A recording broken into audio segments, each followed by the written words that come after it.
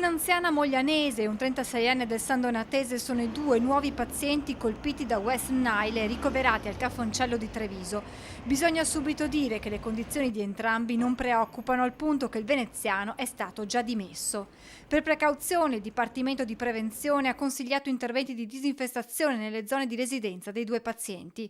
Si tratta di due nuovi casi dopo quelli della scorsa settimana che avevano riguardato una cinquantenne di Fossalta e un uomo ricoverato a Conegliano, colpito dalla febbre dengue.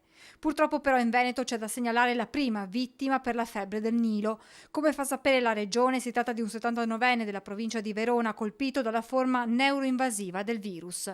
L'assessore regionale alla sanità fa sapere come, con una nota inviata il 30 luglio dalla stessa direzione, l'attenzione al verificarsi di casi di infezione umana da West Nile è stata elevata ai massimi livelli e il piano regionale Vettori 2018 è attuato in ogni sua parte.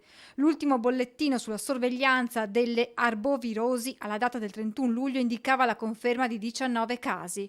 ULSS e Regione ricordano poi l'importanza delle misure di prevenzione da adottare, come usare repellenti, indossare pantaloni lunghi e camicie a maniche lunghe quando si è all'aperto, utilizzare zanzariere, svuotare di frequenti vasi di fiore o altri contenitori con acqua stagnante.